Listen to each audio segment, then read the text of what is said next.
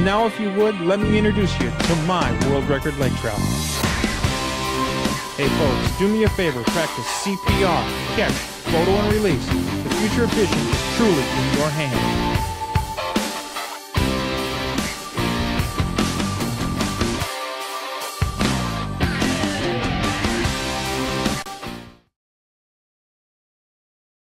There, on your left, you can almost see it. One of the most magnificent sights on the planet, Lake Athabasca nestled just below the 60th parallel. Lake Athabasca hasn't changed in nearly 1,000 years with its pristine shorelines, pure crystal clear water you can actually drink, and countless fish. Boy, has she got fish, that is for everyone willing to travel to Otherside River Lodge. From the magnificent world-class northern pike that prowl these waters to the oldest and biggest lakers on the globe, Athabasca has it all. Otherside River Lodge caters to the true sportsman seeking an all-American plan guided package with 3 incredible meals a day and memories you won't find anywhere else. Records have been broken by guests at Otherside River Lodge in the past. You could be next. Book your dream trip of a lifetime to Otherside River Lodge, where fishing dreams do come true. Call Cliff or Stella toll-free at 1-877-922-0957. All right, sports fans, let me know if it's not working. I'm going to assume that it is. I'll be watching the feed here. If we don't have an audio track, somebody please let me know. I've certainly had my hands full tonight trying to get this thing to run. It says it's working good. This is Bob Masacomer. I want to welcome you to Fish and Sticks tonight. Say, I've already done this show once. I did it over on my personal page. We ran through some equipment upgrades. We made some changes, technology changes. And with those come just a whole bunch of stuff. And we clicked something wrong and sent it over to that page. And so here we are tonight, and we're going to be doing it here on Fish and Sticks. And I'm so glad you stuck with us. So let's have a little bit of fun. Hey, there isn't a week goes by that I don't get a phone call, a text, a message, or something from somebody asking me very pertinent information, very valuable information to them regarding certain lakes, regarding certain species, regarding equipment, where to travel, how to travel, when to travel. All of these things are part of the vocabulary that are necessary for somebody like myself to sit in front of these cameras and explain to you folks what we do, at least how we do what we do. Not necessarily the right way, the wrong way, the only way, but what we do to get it done. And if you follow me for 35 years doing television, you know we shoot totally authentic. We don't stage anything, never have, never will. Probably the only ones in the industries that can make that claim. That being said, the gentleman called me the other night and asked me a few questions, and they were very specific to a location, very specific to species. And we spent a little bit of time on the phone, I don't know, 30 minutes or so, chatting, and the old proverbial dog ate my homework took place. He took notes, and the notes are no longer available, and he texted me, and I said, tell you what, let's just do it on the show. That's what this show's about anyway. It's about interaction. It's about people being in tune with learning how to do things, when to do things, why to do things. We're going to focus tonight on smallmouth. He has questions that are pertinent to smallmouth and muskies. I'm not going to give you the dates that he's going in there, but I can tell you that the day he's going in there, these seasons, the peak of the seasons don't coincide. So what we're going to try to do is walk him through the history that we've done on smallmouth on this show, and then we will move forward on muskies and give him a broad spectrum of information, techniques, lure choices, and so on and so forth that he can apply when he goes. Now, remember this. We're going to be talking specifically about Osborne Bay, Century Lodge, Osborne Bay, Eagle Lake. But what you're seeing here tonight transcends to many different resources. So if you see something you're familiar with, or you see us doing something that you might have tried, not succeeded, think about what we talk about when we're doing it, and think about how we're applying the technique itself, maybe where we're applying it, and change up what you're doing a little bit and see if you can get it to succeed. Fishing is literally, it's a chemistry. To be successful at fishing is an extreme chemistry. You have to do many things right more often than not. And if you do that, then the success is, it's pretty much up to you. And I'm hoping that we can help you get there. That being said, folks, join in the conversation tonight. If you will, tap in on our Facebook page, and I'll try to monitor it tonight. I'm running solo, so I'll try to handle it, answer your questions, and see if we can get some more valuable information that's not necessarily what we want to know. And do me a favor, tonight while you're on here, because I want to see who the loyal hearts are, send me a message tonight and let me know where you're viewing. Where are you viewing the show from? Are you in Minnesota, Wisconsin, Chicago? Are you overseas? Where are you? We'd like to know. So if you would, send me just a note, and it'd be kind of nice to know where the listeners and the viewers are. It would be really fun. That being said, please share what we're doing. Sharing what we're doing is a big throttle for Facebook and YouTube. When you share something, they've got algorithms that count the shares, they count the minutes viewed, they do all of these things. It's a back-end work in the analytics, and they monitor what we're doing. The more we get people to watch, the longer you watch the show, then we get positioned a little bit better, and we're working on some things moving forward for next year, which will even be more fun. But it's not much to ask. If you don't mind, I would really appreciate it, and we would like to see you there. Tonight we're going to be talking about the variables, the different things that that people are going to encounter when they're on the system. Okay, we're going to be talking specifically smallmouth tonight, so we're going to be looking at the lure choices that we're using in the seasons that we're fishing these. And because we've always shot our show in an educational format, we're going to depend on this footage. And if you pay attention, listen to the nuances, watch what's going on, watch the rods, the reels, the lines. We'll talk about that. We'll talk about the structures, why we're pulling certain lures on certain structures.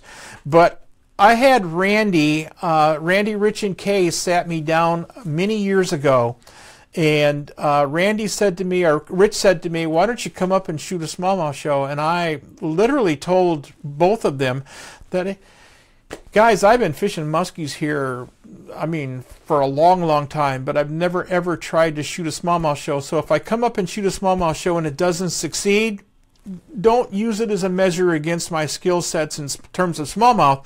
Just know that I have to learn like everybody else does in order to succeed on the system. That being said, let me show you how my experiences started when we decided to challenge smallmouth bass on Osborne Bay. Fished it. Uh-huh.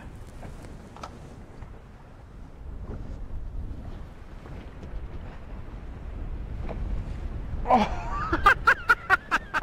It was there too. Oh, maybe not. Maybe it was grass. Maybe I'll buy that. Maybe it was grass. I just picked up on it, and that extra weight was there, which is all we've been feeling. You haven't felt any thumps or anything. You just lift your rod tip, and they're there.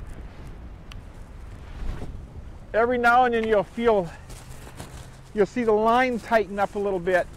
If you're paying attention, one might have it and run with it, or be running with it.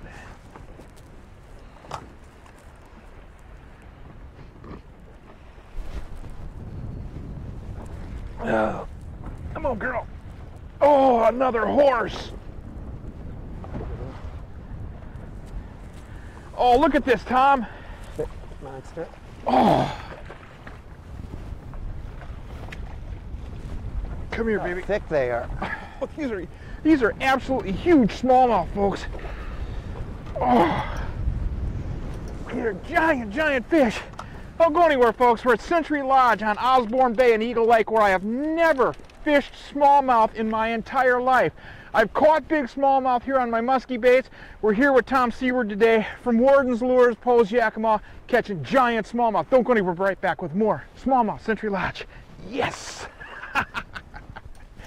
Hey, like I told you, I haven't fished smallmouth there, but wouldn't that crack you up? Wouldn't that just pump you up? Wouldn't that just make you want to catch more smallmouth?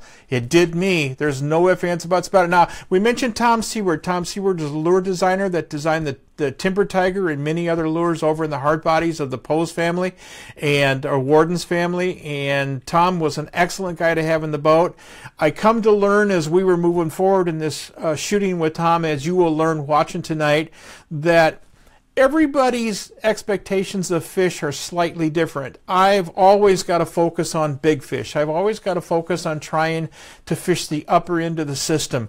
And Tom just wanted to go smallmouth. So when Tom approached me and said, hey, I would love to come up and do the smallmouth thing with you, I said, absolutely, bring it on. And he's an incredible guy. This is where we're at, folks.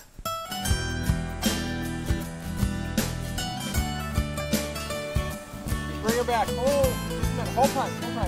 Hi, everyone. Bob Mason over here. You know, I've got a place, a very, very special place in my heart. It's Osborne Bay. It's been excellent.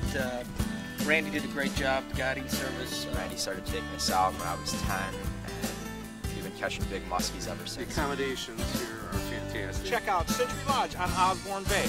Come on, bring her back. Hey, I want to let you know we got folks from Toronto, Wisconsin. We got folks from Milwaukee. We got folks from Fargo.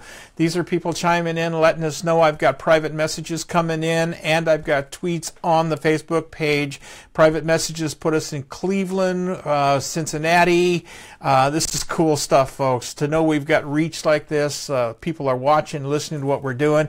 As I said, Tom's a lure designer. He's one of these people that if you've been around the industry at all, you know the Tom Seward name.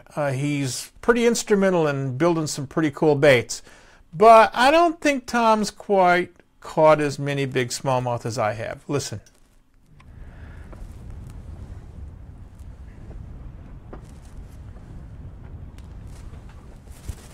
You got a fish.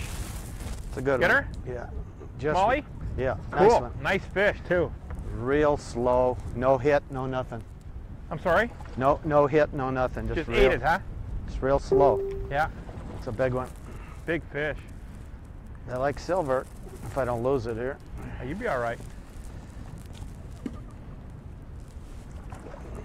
Man, these fish are just gigantic. Yeah, I know. They're the...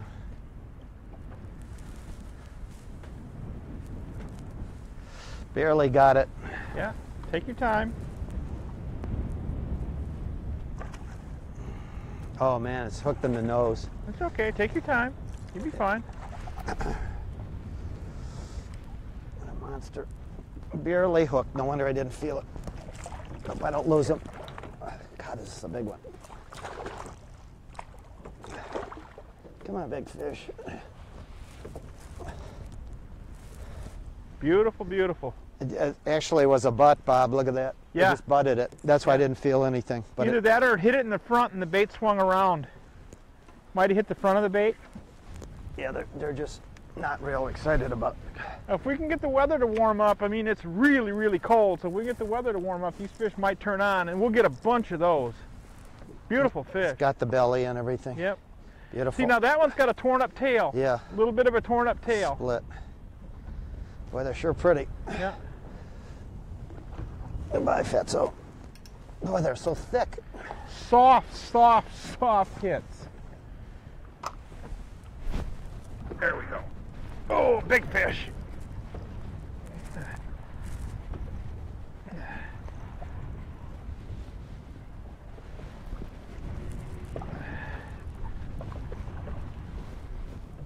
Big smallmouth.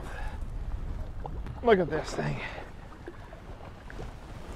Oh. Yes. Fat. That's the second or third one on this tube. I bumped that first one swimming over the rocks, and I threw back in there, and one lightly hit it. Thank you, girl. Thank you. Get up, there you go. That's a nice chunky fish. Look at the belly on that thing. Nice chunky fish.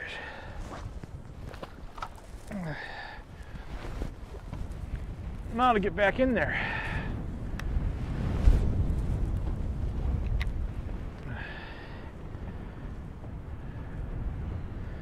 They're sitting right on that face, Tom, where that wind's blowing in there.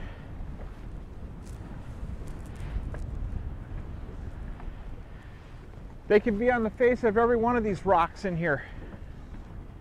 Because that one, I swam that tube up over that rock right there, that one came up and hit it. There's one right here. Look at this. That's Another horse. Be careful. Oh. Nice junkie. Folks, this is smallmouth. I don't care where you're fishing on the globe.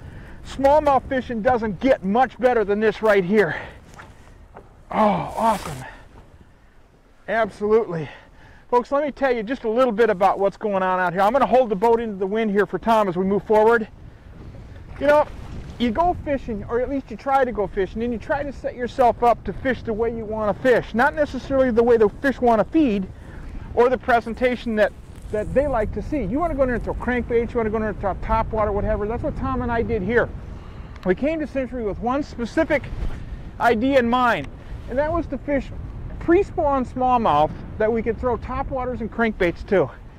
We got in here, folks, the water temperature plummeted 6-7 degrees when we got here. And as you can see, the winds are howling right now. They've been howling since day one. So what we've done is got up on top of the reefs and adjusted. We've taken tubes, we've got crankbaits that are running shallow enough not to make contact with so many of the rocks, but yet swim their way through it, like the timber tiger and the fat fish. And of course the tube I'm throwing around here, I'm swimming through the little cracks in the rocks. But you really have to be prepared to slow down, take a look at the environment around you, and adjust for it. We've got a box that we carry called an Angler's Edge and a Marine Edge. It's by Speed Tech Corporation, and we've been watching that thing trying to focus on when we want to fish. Barometer was at 29.36 this morning when we started. It was on the rise. You can see the sky starting to loosen up for us. That means the barometer is on the rise. And if that happens, and if that takes place, these fish should come up higher and higher in the water column up on top of these warming rocks. Tom caught that first big one on a crankbait, then he lost another one, then he had another one. I just stuck two right here. We're going to work our way around this entire reef and piecemeal it, if you will, and see if we can take some more of these fish. These are genuinely big fish. When you're derricking fish that are 4.5, possibly 5 pound smallmouth, there's nothing wrong with that. Here's one. It's the same thing. There's no hit. They're just on it. They're just there. Yep.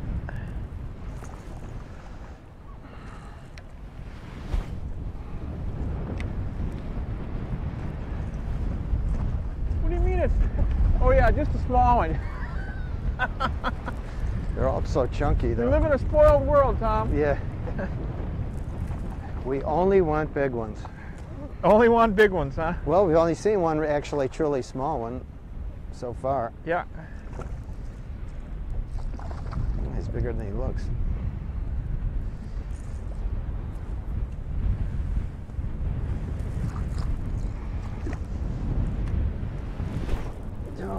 It's bigger than it looks. Oh, those are nice fish. And their bellies are still puffed out too. Yep.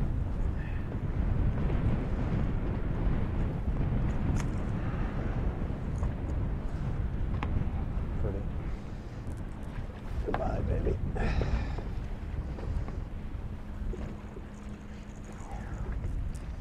See where the buoy is right there? It's right there that we're fishing. We're coming up behind that thing. See the crest? You can see the whitewater there. I'll move you up there, Tom. Half of these fish or more are coming on that back side. You're changing rods back there, changing a lot of colors, huh? Well, changing depth too, so I don't vary in the rocks. I just wondered why there wasn't any on this other side, because we haven't really... As Tom said, he was changing lures and rods back there. Now, the reason he's doing that is because he could change the depth of the lures. The Timber Tiger, in particular, comes as a depth tracker device, if you will, as a 4-foot, 6-foot, 8-foot, 10-foot version. So you can choose the lure you want based on the kind of structure you're fishing. Now you saw how shallow we got up on that reef. Well, we want to have these lures brushed just above the rocks, not necessarily making contact with all the rocks, because there's moss on them, and that moss will cling to everything, and you want to have a clean presentation coming back. It's okay to hit the peak of a point or something, a rock point, as you're going through, but you don't want to scrub the rocks coming back. So Tom's choice in lures was the Timber Tiger, and it got him to fish about 4 to 6 feet deep for this particular version that we were fishing on up there.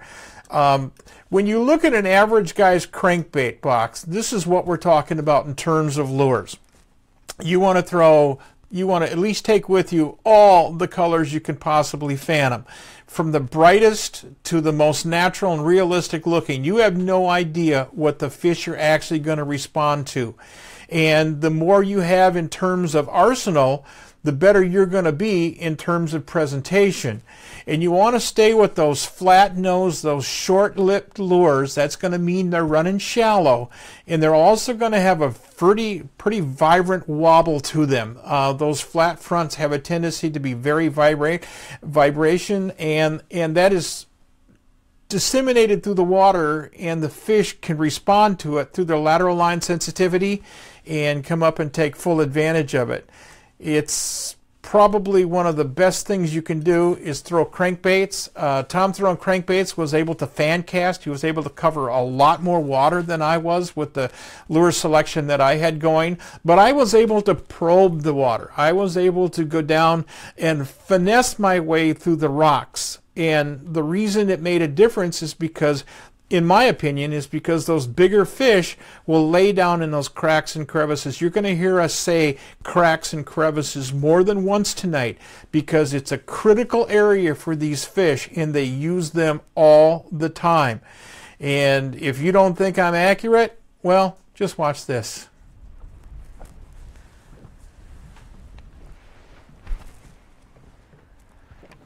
It's loaded with rocks.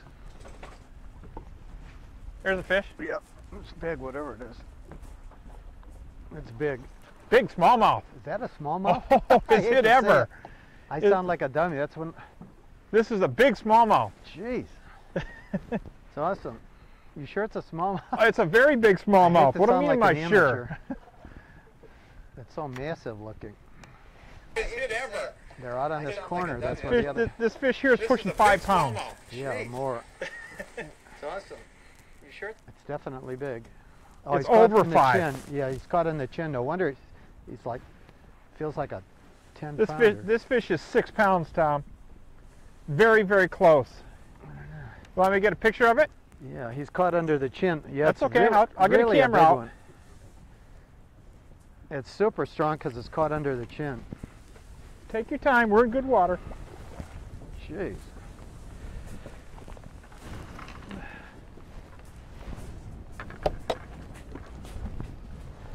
Definitely a big one. Huh? It's definitely a big one.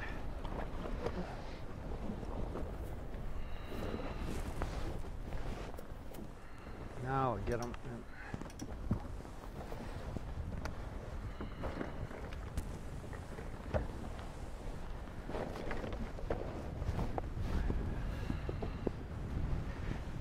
That's over 5. Wow, what a big smallmouth. My God. Well, that's the biggest one I've ever caught, I think, right here. If I can get in his mouth here. Careful. I can't even hold him. Big fish. Wow. What a brute. And it's thin-bellied, too. Get the pliers.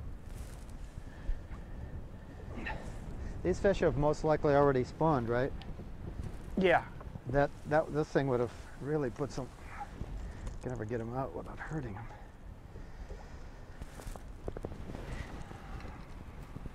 That's a big smallmouth. Yeah, that's for sure.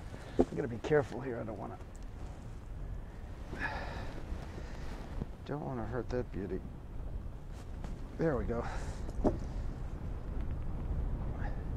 Drop it down a little bit, Tom.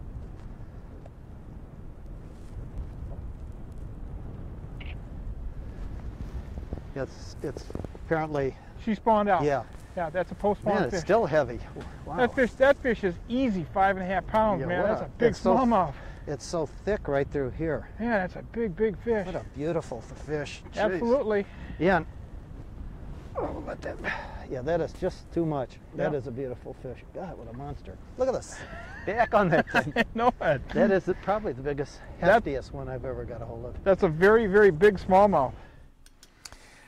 Well, and it is a big smallmouth.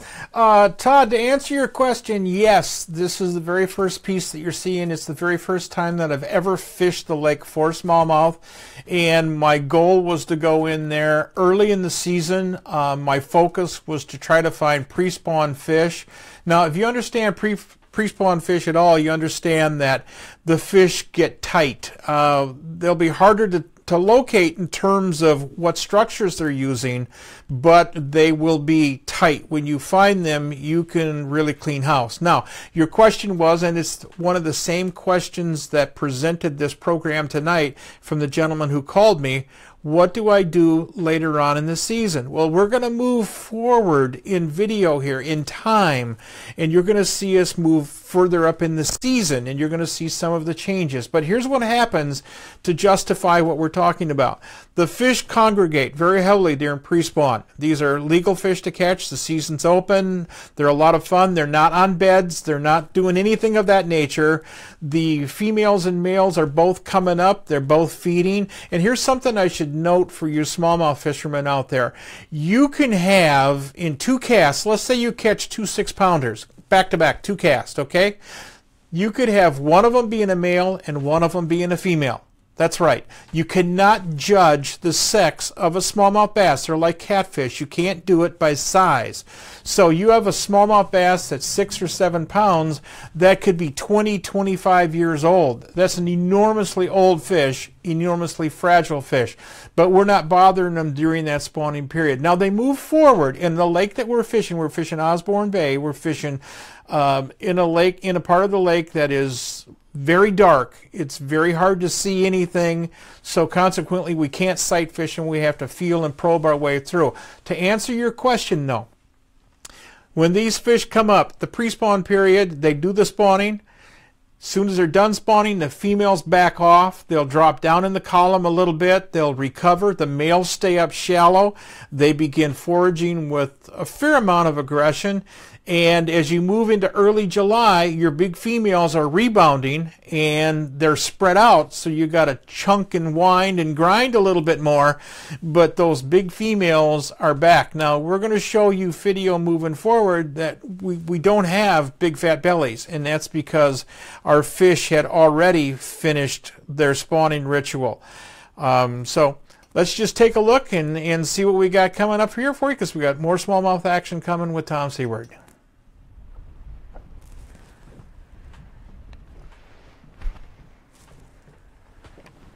Loaded with rocks. There's a fish. Yeah, it's big, whatever it is. It's big. Big smallmouth. Is that a smallmouth? Oh, I is hate it to say ever? it. I sound like a dummy. That's when. This is a big smallmouth. Jeez. It's awesome. You sure it's a smallmouth? Oh, it's a very big smallmouth. What do you mean like by sure? It's so massive looking. They're out on this corner. That's where the other. This fish here is pushing 5 pounds. Yeah, or more. Yeah. It's definitely big. Oh, It's he's caught over in the 5. chin. Yeah, he's caught in the chin. No wonder he's like, feels like a 10-pounder. This fish is 6 pounds, Tom. Very, very close. Want me to get a picture of it? Yeah, he's caught under the chin. Yeah, That's it's okay. Really, I'll get really a camera big out. one. It's super strong because it's caught under the chin. Take your time. We're in good water. Jeez.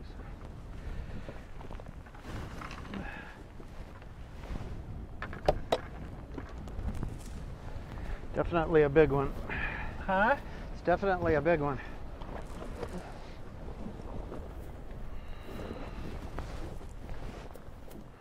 Now get him.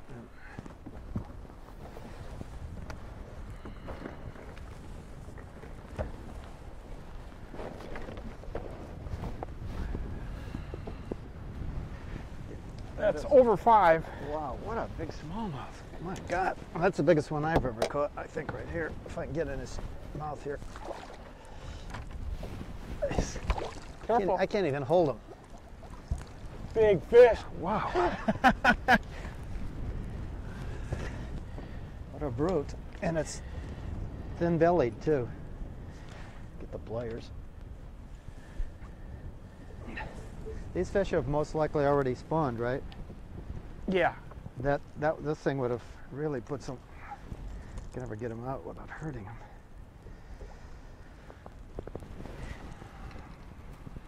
That's a big smallmouth. Yeah, that's for sure.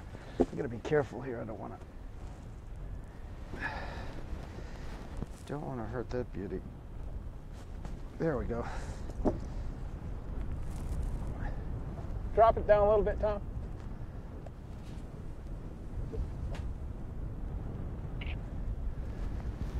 It's apparently. She spawned out. Yeah. Yeah, that's a post-spawn Man, fish. it's still heavy. Wow. That fish is easy 5.5 pounds, Yeah, man. what That's a- a big it's so- smallmouth. It's so thick right through here. Yeah, that's a big, big fish. What a beautiful fish. Jeez. Absolutely. Yeah. Oh, but that. Yeah, that is just too much. That Yeah. is a beautiful fish. God, what a monster. Look at this back on that thing. No, That is probably the biggest, heftiest one I've ever got a hold of. that's a very, very big smallmouth.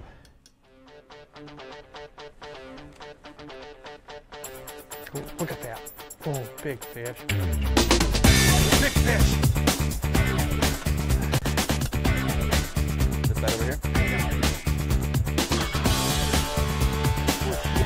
That is a 50 fish.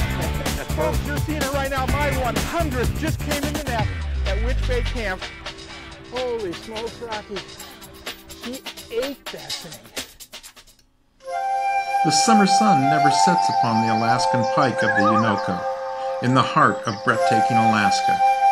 Evenings will be shared reliving the battles of Monster Pike.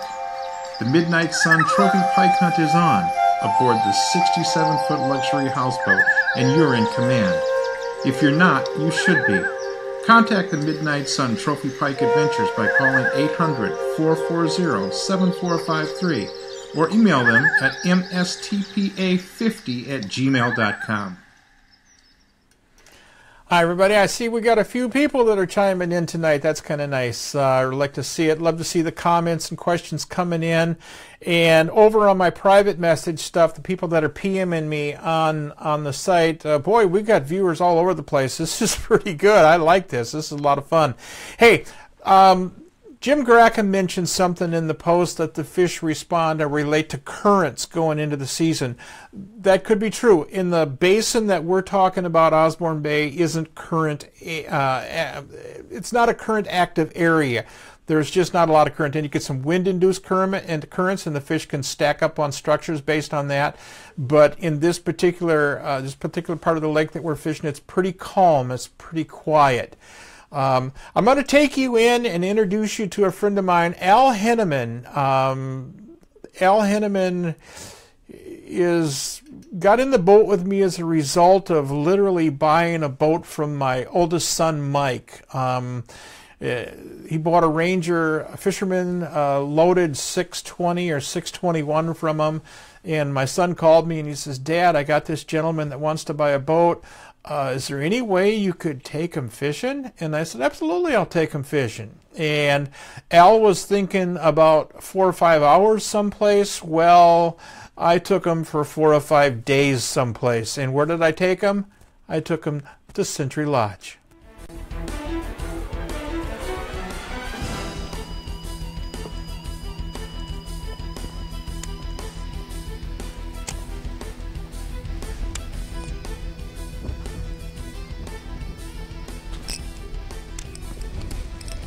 Oh, yes. Oh, Oh, yes. nice fish. Can you say pig?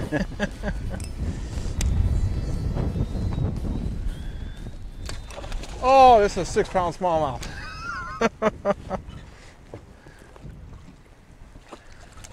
Look at this girl. Come here, baby. Wow. Come. Come.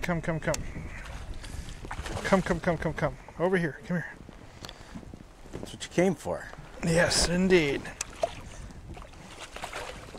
Pretty good. 20 minutes, you're on them. Come here. Come here. I got 6-pound line.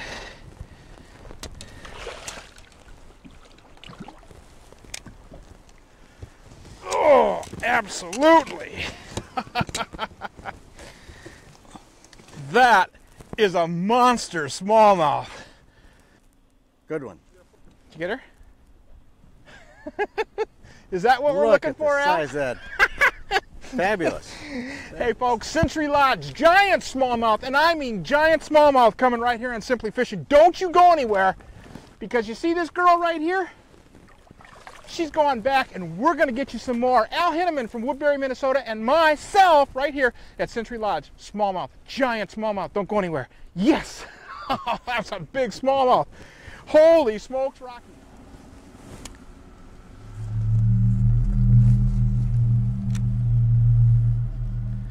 Must be a tournament. For families, huh? Yeah.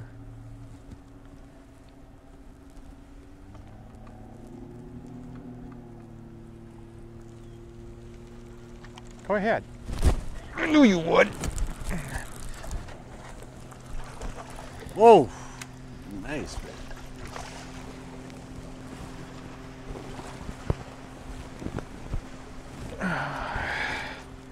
You're right up next to that rock? Yep, right in it. In the crack. Jeez.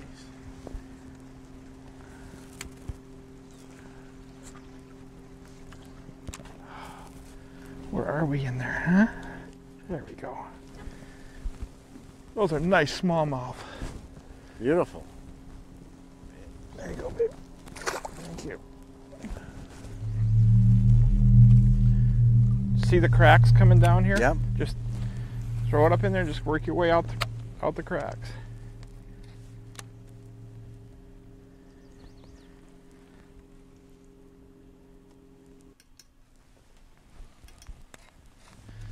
That one was out a ways too.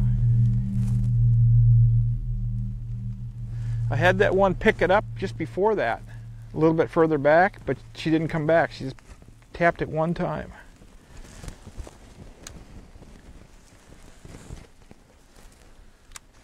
Folks, we're going to turn the boat here so Al can keep fishing these ribbon of rock we get coming off the shore. And I'm going to take a couple of seconds and I'm going to show you how we're rigging these tubes without taking a brand new one out of the box. I'm going to do it for you right now with this one, and then I'm going to re-rig. But what we do with this, because we're throwing a unique jig head on this, we're not throwing a flip it.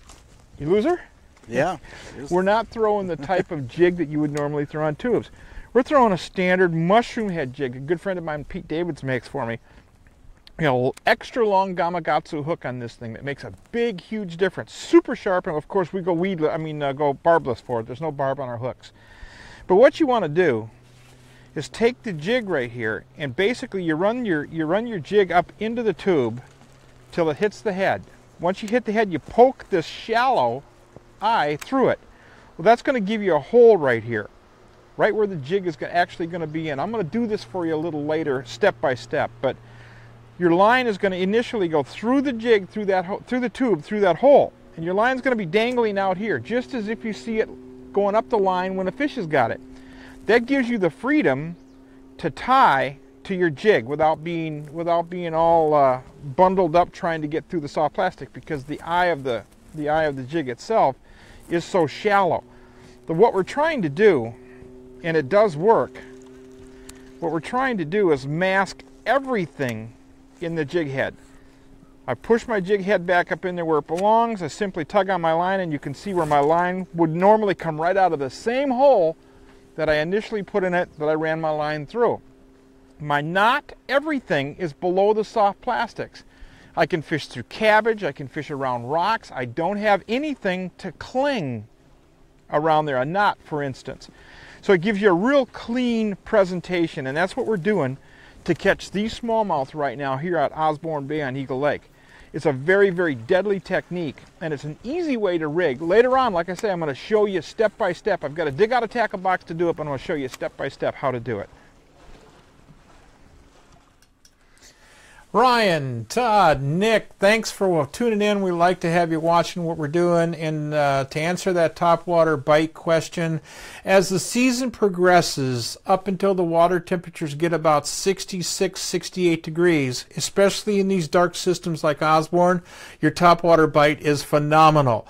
To be perfectly candid with you, we have so much material here tonight. I chose not to pull the topwater footage. We just have way too much of it. But let me tell you this about the topwater. When Al first got in the boat with me and we got up to the lake and it was dead calm, we got everything put together. My cameraman says, "Are we heading out?" And I said, "Yeah, we are." So we went up, got sandwiches quick. We wanted to go directly to the water instead of eating. We got out there, we ate our sandwiches on the way, we shut the boat off, and we stood up, and Al says, "What are we going to throw?" I said, "We're going to throw chuggers." Chuggers, folks, are topwater baits, and good chugger is worth the money that you'll spend for it anytime. You can also throw Sahara Spook, the walking type baits, which are baby giant jackpots or baby attack dogs, really baby attack dogs, and they work very well. But long story short, Al makes his cast up in there, and I says to Al when the lure hits the water, I says to him, I says, "Al," I says, "what's your biggest smallmouth to date?" I don't know Al. The first time I had met him was when he got in the truck with me to head up. And he says, "About 3, maybe 3.5 pounds." And just as he said that, go, whoa, this thing just gets eaten, and it come flying out of the water. And to make a long story short, we opened the show with it, and Al's next biggest smallmouth was 5.5 pounds. So that being said, the topwater bite is phenomenal from anytime those water temperatures hit about 52 degrees all the way up into the probably 67, 68, maybe even 70 degrees. Just remember that the fish, its comfort zone is, the threshold is below 65.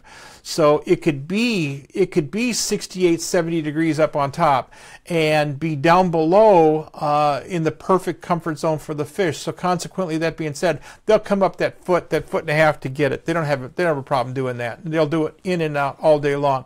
In this particular case, in Osborne Bay, I think I'm going to go to chuggers just about without question. I've just done so well on chuggers there, and you can work them really slow. You can really concentrate on covering the structure you're fishing.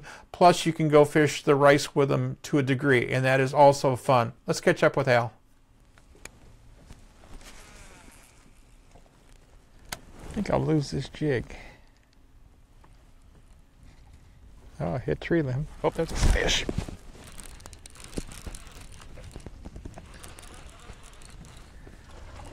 Oh, that's a good fish too. Yeah. I hit that tree limb just as it was going down.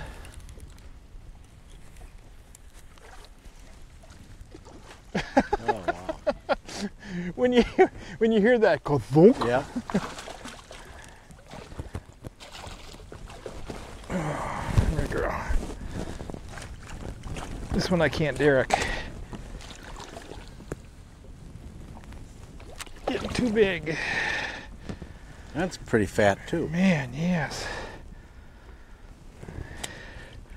That's a female. Yeah. Look at her. She has not spawned yet. Right. Yeah. So we have got big girls in here that haven't spawned. Look at the size of that smallmouth. Oofta.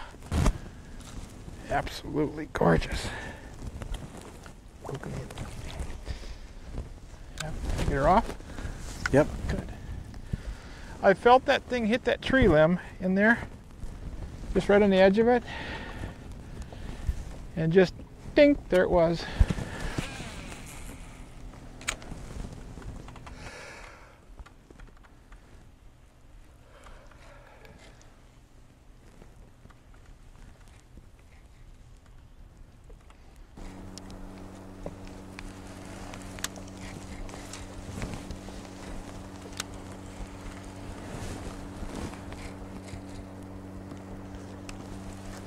Oh, I got one.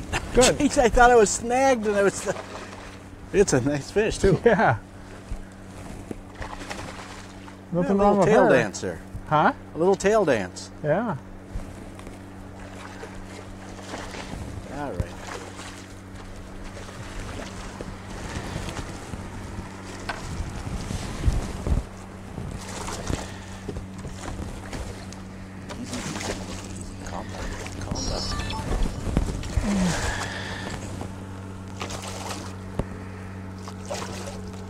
Right on. That's that is big.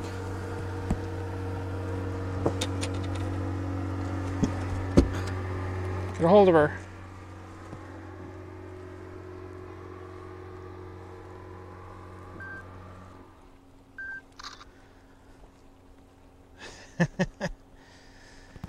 That's at least 5. At least 5. Oh yeah, it's got to be. Big fish. That is huge. Yeah. Yeah, maybe even 5.5. It's a big fish. I think it's going to be 6 by the time it gets in the water. It's a big fish.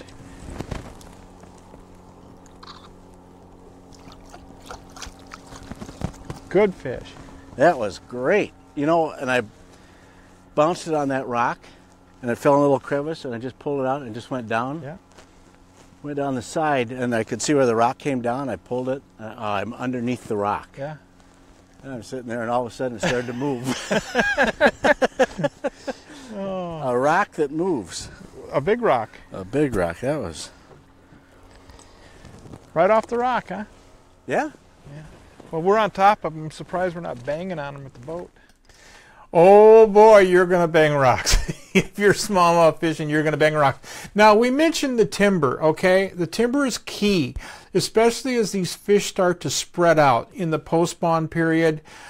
These fish will start to cling to the fallen timber, and especially timber that's down around these reefs. One of the reefs that I've fished smallmouth in, now I've fished it for a number of years. You saw the very first time I've been there, and as we progress forward, I found a submerged rock pile. Of course, it's submerged, it's rock, but a rock pile beneath the surface that has a lot of timber on it, a lot of timber, and it's holding some giant fish, really, really big fish. But as you can see, Al was having a good time. Just don't know what to tell you. When you can go to a system like that and catch that many big fish, and holy smokes. But you know something, folks? You got to have the right rods. Hi everyone, Bob.m here for Grant Rods. You know, musky fishing's a tough deal, and the job's not done till she's in the bag. Well, how do you do that? It's pretty simple. You need big dog rods from Grant Rods. For your next rod, call them at 847-577-0848. Building custom rods since 1983.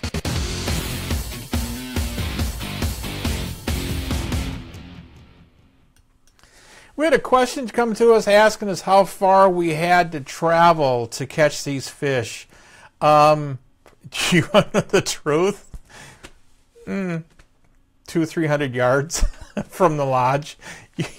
You don't have to move around. Now, of course, when there's people in camp and we're shooting a TV show, a big broadcast camera stuck up in the center of the boat on top of a big guy's shoulder, it's pretty obvious what you're doing. So we have a tendency to pull away from other people by design so we can go out and fish the water. And but to be honest with you, Osborne Bay Century Lodge is an island, sits on an island down in Osborne Bay, and I could throw a rock from their dock and be on big fish every time that rock hits the water. No ifs, ands, or buts about it. It's an amazing fishery.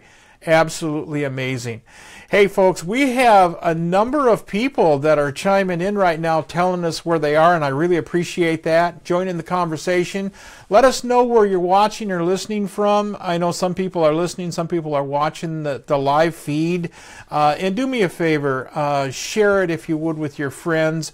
I put a post up on the Fish and Sticks page last week asking for permission to post the post shows on people's pages, and we got a large response. And if you are at all willing to let us, if you will, I'll use the word politely, but to pollute your page with a couple of posts through the week and keep the activity going on the show that we're doing tonight and going into the future, please by all means drop me a note here on this feed or private message me or send me an email to Bob.m at FishnStixTV.com, and I'll add you to the list and you can help us grow. That's a really, really important thing. There's a guy coming up here that he's a remarkable fisherman. He's a very good friend of mine. And there's been a lot of conversation tonight, both on the chats and on the private messaging, asking me, and this is what the gentleman's questions were. What do we need to do moving forward? Now, we're going to get closer and closer in this next segment to when he's going to be there and to that July period that people are talking about, these fish spread out. Some of these fish go into the rice. Now, Osborne Bay, if you know anything about it, is pockets, lots of pockets of rice. And the fish will migrate right back into this rice as long as the water temperatures don't get too warm, and they're perfectly comfortable. They're in there eating crayfish, they're eating all that kind of stuff. They're eating minnows. They'll ambush the minnows back in there.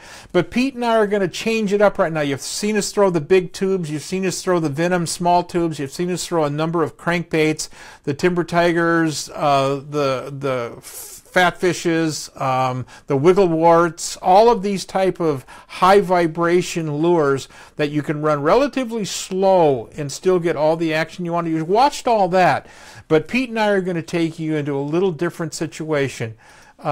Pete is probably one of the best bass fishermen walking that doesn't have to have credits attached to his name. Pete and I have been fishing tournaments since the early 70s together. An incredible fisherman, and he asked me point blank, he said, would you take me up to where you're catching these big smallmouth? I'd like to go up and try that. And the reason for his interest was, number one, the big fish, but number two, there's no competition. You literally have hundreds and hundreds of miles of water to yourself. By that, I mean around the islands and around everything. There's 25 square miles of water encompassing Nivens and Osborne Bay. So when you can go smallmouth fishing up there and know you can go from rock pile to rock pile, from log to log, from point to point, and not have anybody around you, that makes a big difference. That really does. Here's Pete Davids.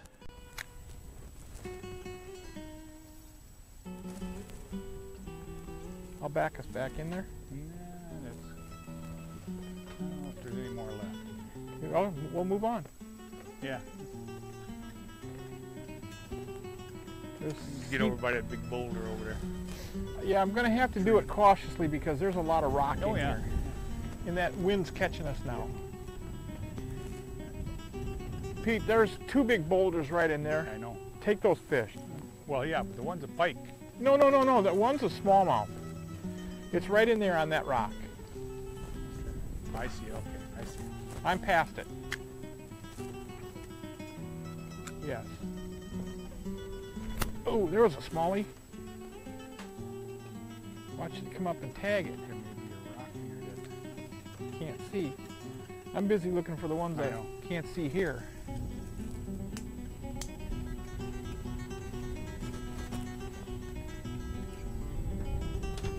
And I know they're out here.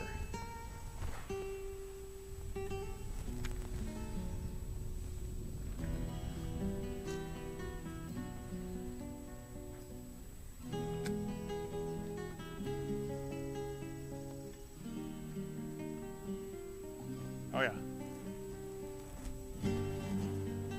Listen to them in there. that's it. Same fish that keep rolling. You dog. We'll go get her.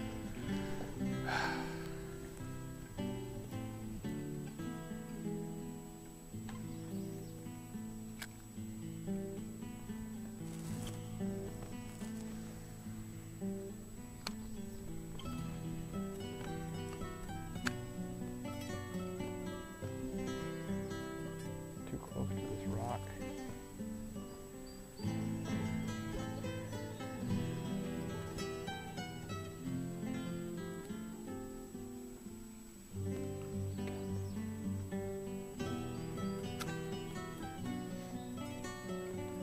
The magic is in the weed rock combination though. Yeah. It's not in strictly weeds. I'm going to pull up here so you can take the front of that rock Yeah. where that fish has been blowing up. Let's see if she'll go. And then we'll work our way on down. Mm-hmm. Let me know when you have the distance and I'll turn the boat. Just up the edge of those outer reeds. And Right here? These ones? Yep. Okay, I'll turn right there then. And I want to see a 5-6 pounder. They're here. Yeah. Oh, I've caught a lot of them.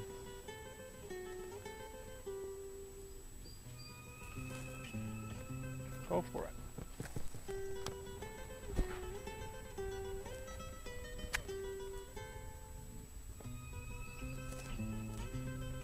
Yeah, she's up. I just had one. She's up tighter. I just seen her swirl. Go get her. I just had one tap mine.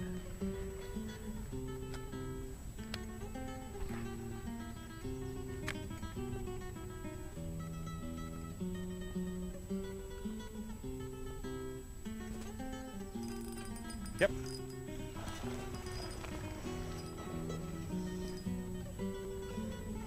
You're making a lot of noise. Yeah. For a little fish, yeah. There you go. Little fish.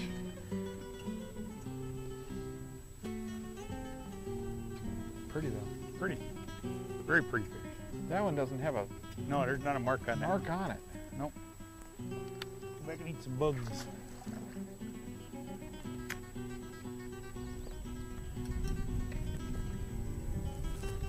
This wind is getting a hold of this boat. Yeah, it's kicking it. Oh, that's my fish. Oh, That fish. good one there. That fish is coming in the boat. This would work for us tonight too, I think, wouldn't it? Oh, yeah. Oh, Noah Muskie. Oh, yes. Ah, Muskie. Okay. How are we doing this? You're the expert.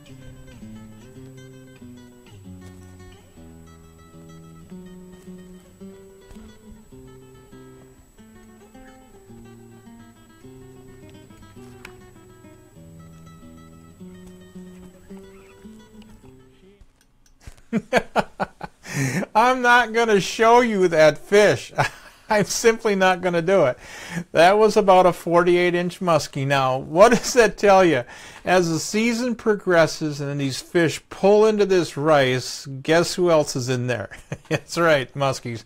This would be a great time to talk a little bit about the equipment itself. Now, spinning rods and bait casting rods are both appropriate. If you're throwing the crankbaits and you're a spin fisherman, you'd be happy all day long. I would suggest a good super braid if you're going to do that, because you are going to encounter these other toothy critters and your best baits are going to go away if you don't. If you're a bait cast fisherman, which I do 99% of the time, I'm using fluorocarbon in this environment. Sometimes I use a braid, but the problem with braid on a bait caster, because I want to keep the braid really thin, is it will have a tendency to knot, to wind knot, if you will. And I find that disturbing. Now, the downside to fluorocarbon has zero memory. Now, what does that mean to you? Zero memory means the line doesn't stay laid down on the reel. So fluorocarbon, if you're not good at casting, you're not very proficient at casting with your equipment, you're going to have a certain amount of backlash situations, and that's going to slow you down, and you don't want to be slowed down, because when these fish are on the bite, you want to keep moving. So how do you remedy that? You remedy that by using a little bit larger braid than what I would if I were fishing a straight braid. You say you wanted to throw a 40-pound or 45-pound super braid. Give you a little bit more diameter, a little bit more stability when you cast, so you don't get those knots that can be created. And then you tie a blood knot to the fluorocarbon. Make yourself about a 2-foot leader, and you tie a blood knot to it, Palomar knot to your presentation, whether it's a jig, whether it's like we're doing right now with the Cincos, and go to town. And then you probably got the best of all worlds. But any of this will work. In the rod selection over on the spinning rods, guys, gear up with heavier than normal rods on the spinning rods in the big smallmouth environment. We had a gentleman chime in on the Facebook, and he said pound for pound the hardest fighting fish in freshwater. He's probably got a point. unless you've gone to Brazil for peacock, of course. So that being said, you don't want to be under tackle in terms of the rod or the line you're using. You're going to break off. You want to get those fish out of that situation that you're catching them in, get them to the boat, get them to release as quickly as possible. So you want to throw a 7 to an 8 foot or 7.5 foot spinning rod, medium heavy. Jim Grant can certainly build whatever rod you want. He's probably got it in his line. I know some of the rods I'm using right now are phenomenal smallmouth rods. And over on the bait casting side, when I'm throwing my super big tubes, I'm throwing those with a 7.5 foot extra heavy. It's not really a flipping stick. It's not a telescoping type rod. It's just a very, very stout rod. I use it in Mexico for Carolina rigging, largemouth bass and El Salto, and I use it for smallmouth bass on Osborne Bay of Eagle Lake. Regular bait casting, your 7 foots, your medium heavies, medium heavies. If you're throwing crankbaits off the bait caster with a lighter super braid or with a monofilament will apply, but be prepared. Those toothy critters are going to take that bait away from you. And remember that selection we were talking about? Well, if this is what you're taking to the water for crankbaits, if you're not geared up with the right stuff, you're going to be coming home with a lot less than you went with. And that's going to harm your wallet just a little bit. Let's catch up now as Pete and I continue down. Now, Pete and I shot an entire show on this one ribbon of shoreline that we're fishing. We're fishing the rice. That's our focus. There's rocks in the rice. It's a combination, rock-rice combination, even some timber in there, but that's where these fish go. Our water temperatures were hovering right there at 65 degrees. So as you can see, it's very warm out. The water's very warm, and the fish are still plenty active in that environment. Under normal situations, when it gets above 65, start pulling out. Start looking to fish a little deeper, back to that probing. But when you're in that 60 to 62 range, those fish are pulled back in there. They're totally comfortable and they're aggressive. Hit that rock spur off at the end of it.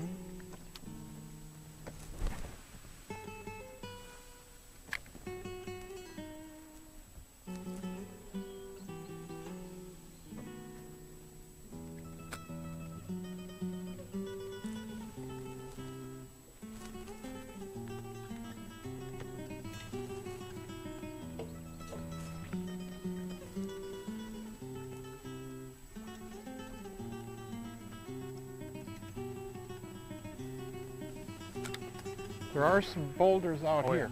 Just have a big roll in there. Now, the period that Pete and I are fishing right now has cuffed right up to the first week of July. Nice. Okay. See, there's big boulders right here in front of us. I'm going to try to back us out of here. No, it ain't. It's a big walleye. Is it a walleye? No, it's a smallie. Come on. Okay. You got to get your glasses fixed. Yeah, I cast Well, it in there and I seen a big swirl. Slow down. It's been so long since you caught one of those big That's smallies. true. That's true. Oh, Somebody hasn't even shown me where they're at. I'm messing with you and I got one running up here. There you go.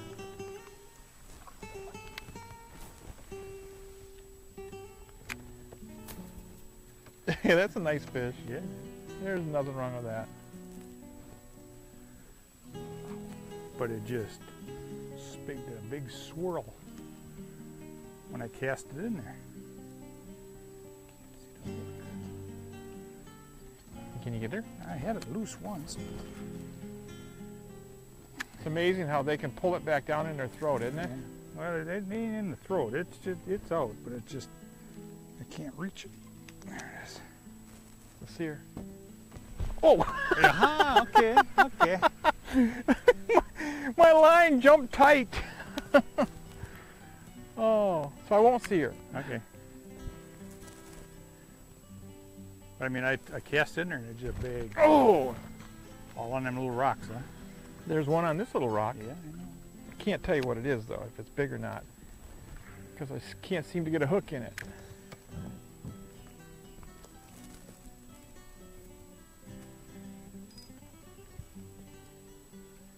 Did you have one on this other little? Yes, right there. I was trying to back the boat out. Here, she followed it across the rock.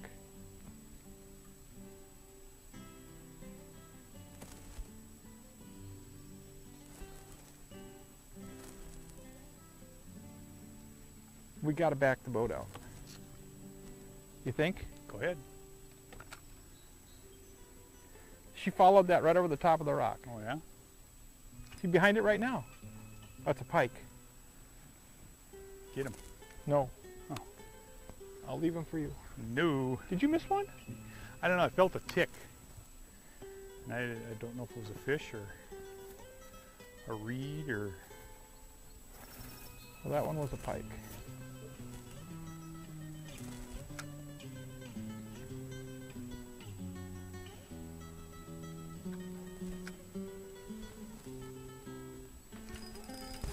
That's a fish. Dynamite. Little one. Whoop up on them. Doesn't matter. Nope. Popped off. Doesn't matter if they're little or not. 3-pound fish up here is little. Yeah, that's true. But that's 2 fish right on the face of the rock. Yep.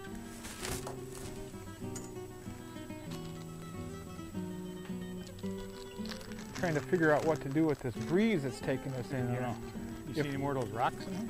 That's what I'm kind of looking for. Yeah.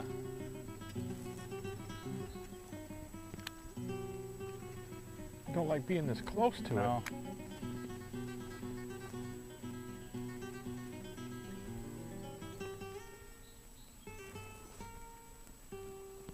There you go. Where was it though? Right up in front of that big boulder, I'm sure. Right? Oh, Oh, it was on the tree, wasn't it? no, no. It's on this big Oh, I see. rock. I see. Yeah. I'm gonna go ahead. There is boulders out here, Pete. I'm Okay, gonna go move ahead. us out of this field because we could be in a really good spot. Well, I'm thinking it's a spawning. Yeah. We could be in a pretty good spot here.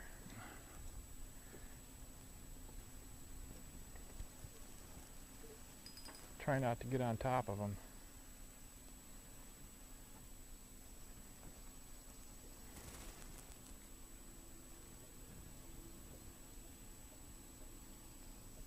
There's boulders all over. Huh, right back there again. Go get her.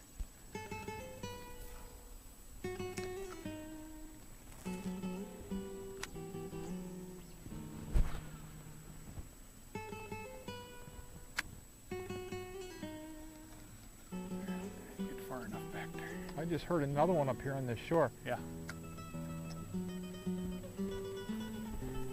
Man, there's rocks all over out here, Pete. Oh, miss her? Yes. I left a memento with her though. Oh, She okay. got my Look at the boulders. stinko. Yeah. Thinking it's be a spawning day. That's 3 fish off. Oh, look at the minnows. Look at the minnows. Right down there. I don't know if they're minnows or little smallmouth or what.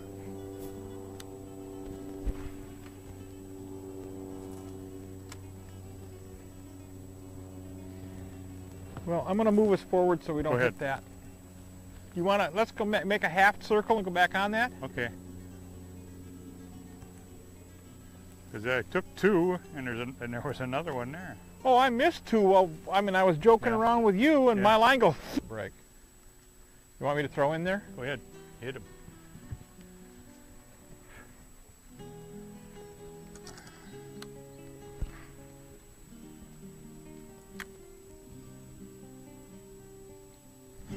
You got him? You tell me you come out of there with a pig. It is. You rot. Look at this. Yeah, yeah. That's 3 fish off that spot. Oh. Look at this, Pete. Just so you know. Shut up. Just shut up. Yeah, you paying close attention, Pete? I get the little babies and you're getting me wet now. Oh, come here. Man, I'll tell you. See? That's big fish there. Yeah, it is. It's a big fish.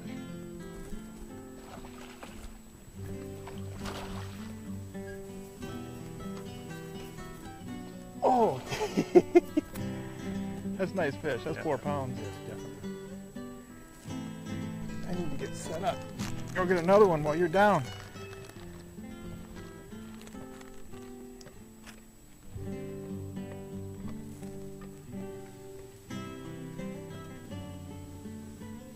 Sinkos are so soft. Yes, they are. You get, if you're lucky to get 2 fish off of one, you're good.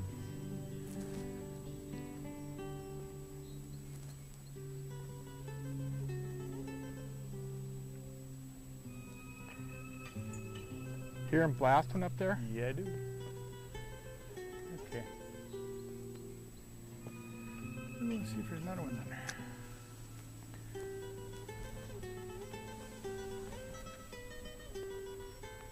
Hey, Pete. Huh? They pull really cool.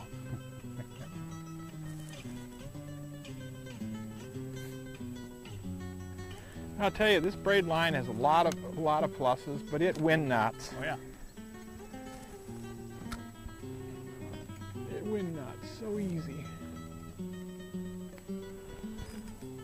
Get her? That's Yes. 4 fish off that spot. Yeah. And I just keep catching the little ones. That's all right. I like that. That's a nice congregation. Well, That's not so little. What are we crying about now? it's whooping me. It's whooping me. Yeah, little. You got a misconception of size here, guy. Oh, fish after spawning. These are nice fish. Yeah. Look at that thing. Look at that size of that. There's one of your little ones, Pete. You feel better now? Good. You feel better? Huh? You know what it just upchucked? Minnows? Nope. What? You know what it's throwing up? Huh? Larva. Well, if you're paying attention at all, folks, that's a bug hatch. What is that telling you? You've got the seasons progressing. Now, these fish are way back up in the shallows. Pete referenced spawning fish. These are actually post-spawn fish. Now, there's always going to be a certain lingering part of that society that's going to take that spawning ritual further into the season than what the normal rush will be. So you could always cross the paths of some of those fish. What you can't do in that system, however, is you cannot go in and target those fish. You just can't do it because the dark water makes it impossible to see the beds. We're going to just show you one more little piece here with Pete. Now, Anvar asked me a question, do I know what a net rig is, or have I used a net rig? And I said, no, I haven't. Now, Jim Grack has piped in. He's using them. Apparently, he knows what they are. Jim spends a lot more time smallmouth fishing than I do. Most of you guys know that my muskie fishing comes way before smallmouth bass. I love the smallies, but I love chasing those big muskies. Todd asked, too, on the show, when we're going to cover muskies, or when can you see muskies? That's next week, Todd. We broke this down so the gentleman that asked the question about what presentations to use, lures, choices, what kind of information is necessary to filter out what to do, not to do in the system. This is about what he's asking relative to that bait. Now, next week, we're going to cover muskies. We're going to go in depth on the muskies, and yeah, it might even show you a couple of 40 inchers. So, yeah, get ready. Man, that sun is warm. Oh, that's yeah. a smallie. Really? Yes, I was dragging it back. And he Look at the size of this smallmouth. Oh, yes. I was dragging that thing back. I'm looking to see if there's another one with him. I was dragging this fish back. Oh, yes. I'm going to measure that one, too. Nice one. There was no dead sticking going on here.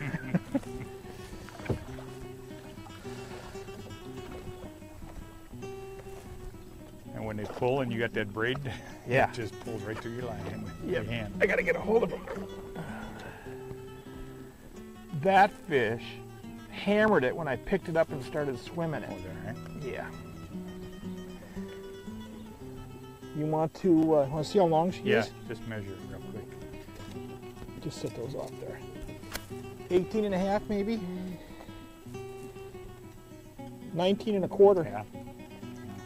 Actually almost 19 and a half. No, there is 4 plus. But this is so different than what those fish were doing over there. Oh, you bet? Yeah, it took my bait. It took it right off the hook. Oh, nice fish. There you go, baby.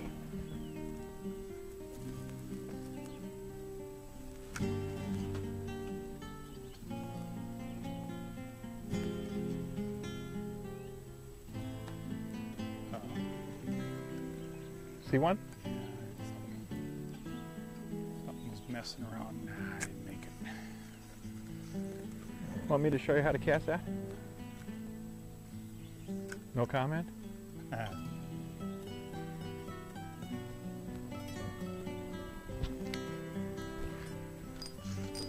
Get her?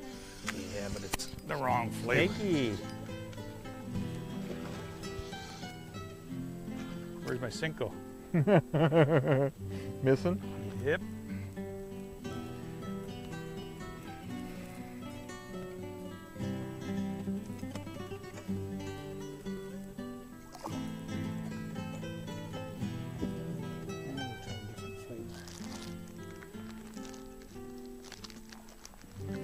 There you go.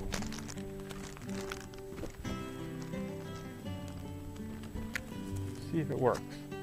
Yep, eating bugs, I'm sure that's what they're doing.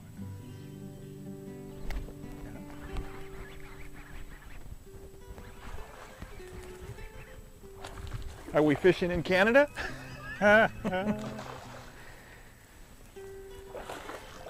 Oh, another good fish. That is.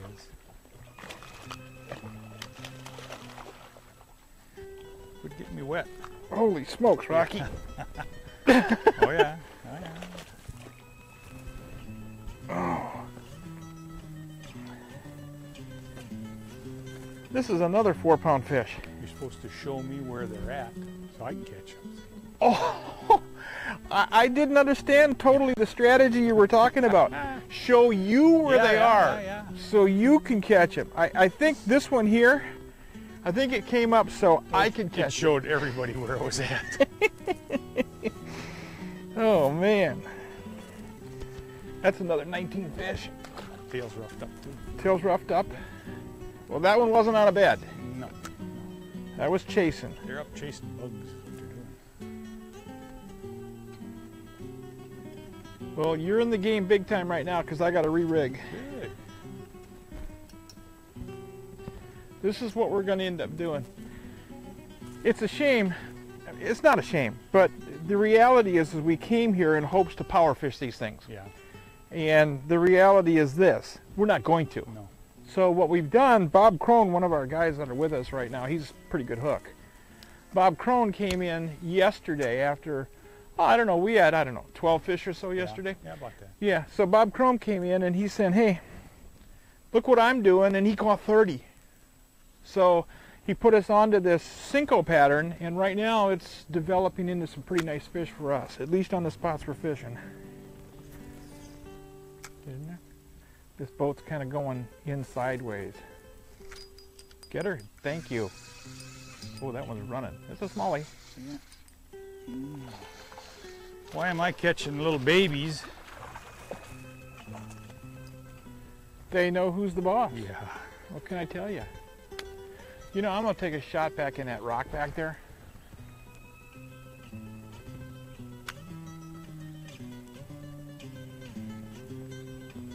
Little baby. Just spit up a minnow too. Hey, I look at it this way. Somebody's got to catch those. I suppose. You just spit a minnow up. Let's go, fishy, fishy. Come on. There we go. There you go. Good. Oh. Oh. Oh, on cue. Oh. Oh, big girl too. That's what I seen it jump the first time. That's big fish. Oh. Yeah. Come here, girl. That's what you call a slob. Oh. That's another one for the stick. No, that's okay. Well, as you can see, folks, we had no problem. Now, we were dead sticking those lures, the Cincos. We're throwing them out, basically letting them set, and we would twitch them a little bit, let it set, twitch it a little bit, and let it set. We weren't aggressive at all. In fact, there's a couple of times you heard me say that I caught this winding it back. But dead sticking is something that Bob Crone came up with. Pete and I, again, we were more power fishing. We were looking at crankbaits, big tubes. We were doing the stuff that we would normally do. The fish weren't on the rock piles and things that we would normally expect them to be. Like I said, this is later in June, not yet quite to July. Water temperatures had elevated. These fish got done with those areas and were moved into those rice areas, and that's what we did. That's how we caught them. You have to be ready to conform to what the fish is doing. They're not going to conform to you. There's just no way in God's green earth that they're going to do that. These fish are going to do what they want to do. You have to figure it out, find it out, and go make it work. So you're going to be throwing tubes, crankbaits. You're going to be throwing smaller tubes and big tubes. You're going to be throwing chuggers, topwaters, walking baits like a Sahara spook. All effective, period. When you have calm waters and warming trends, your topwaters will be more effective. When you've got cooling trends and stuff, the fish fall down in the column. Your crankbaits, probing with your jigs and what have you, should be more productive. And that's about it. I hope we covered what we needed to cover tonight on this particular show. I hope we got the questions answered that were asked. And next week, Anvar, yes. Next week, Todd, yes. Next week, Jim, yes. All you people that are chiming in on private message and on the message here on Facebook, yes, it's going to be muskies. Hey, folks, we couldn't do this without the support of our sponsors. These are the people that make it possible. Without these people, we couldn't be doing what we're doing. So please go out, solicit what they have in terms of equipment or services, and make a better day on the water for yourself by using what we use. Hi everyone, Bob.m here for Grant Rods. You know, musky fishing's a tough deal, and the job's not done till she's in the bag. Well, how do you do that? It's pretty simple. You need big dog rods from Grant Rods. For your next rod, call them at 847-577-0848. Building custom rods since 1983.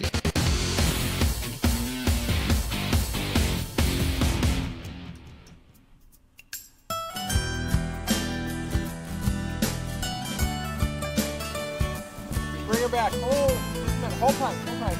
Hi everyone, Bob Mason over here. You know, I've got a place, a very, very special place in my heart. It's Osborne Bay. It's been excellent. Randy did a great job, the guiding service. Randy started taking us out when I was 10, and we've been catching big muskies ever since. The accommodations here are fantastic. Check out Century Lodge on Osborne Bay. Come on, bring her back.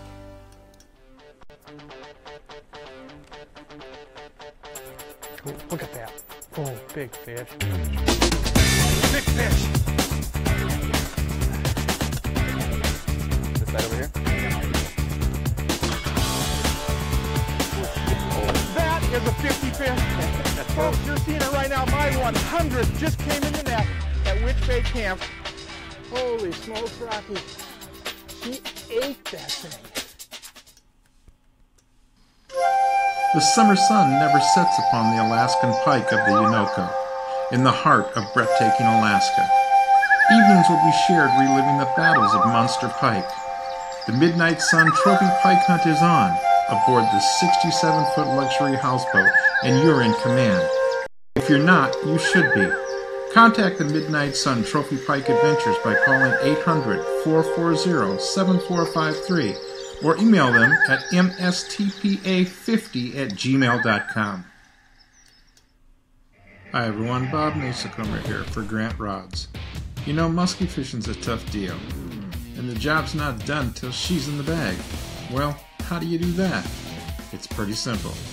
You need big dog rods from Grant Rods. For your next rod, call them at 847-577-0848. Building custom rods since 1983.